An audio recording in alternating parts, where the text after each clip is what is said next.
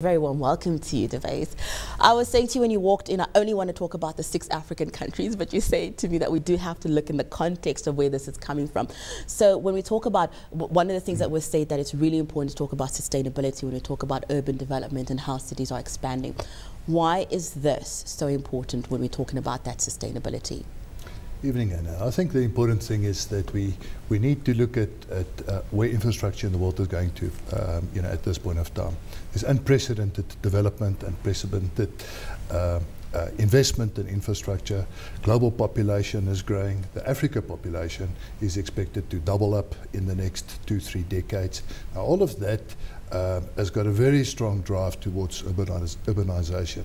It's interesting to note that more than 50% of the global population are already in cities.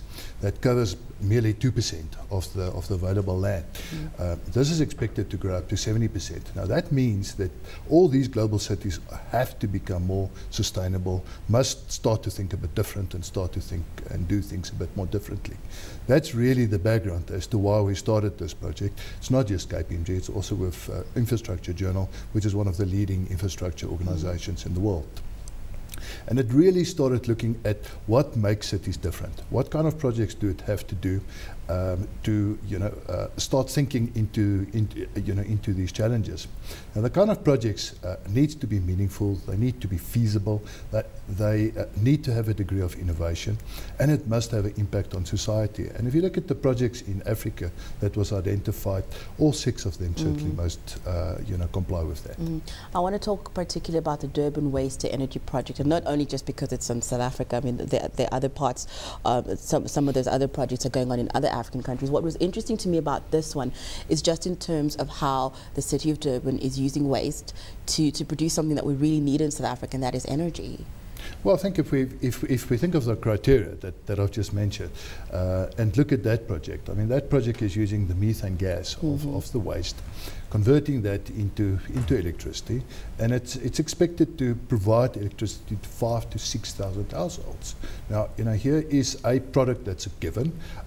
It certainly meets all those criteria, and it's the kind of project that we should see replicated on the continent and certainly in South Africa. And something that is across the continent, the BRICS cable project, and that's particularly based in South Africa and Mauritius. Just speak to us about that one and what made that one so innovative and inspiring, which are 2 of the things that these projects have to be. Well, the BRICS cable project is very interesting. Is actually the leading of its section. The entire 100 projects were divided up in 10 projects, in 10 sections, one of which is communication and information.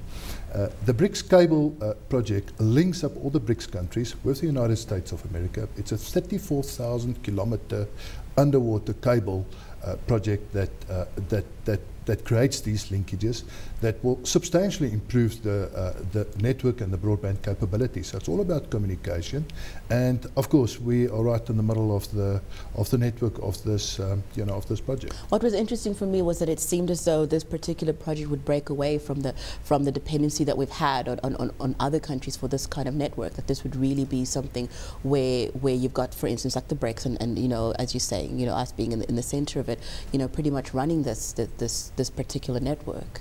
I think the interesting thing is that project, as well as the O3B networks project in the larger continent, it's illustrated that Africa has reached the capability of doing high-tech broadband information technology improvement projects that goes into the improvement of communication, of networks, of the internet, which is areas that this continent has been lagging for many years, and we're beginning to do that. And when you talk about things that have been lagging on the continent, one of the things that came out of this report was that what this has done, having these 6 cities, being so highlighted, them being so innovative, is that it's building investor confidence, where investors are saying, well, this is something that Africa was not able to do, and now because of what's happening in this particular space, it seems as though Africa is moving forward.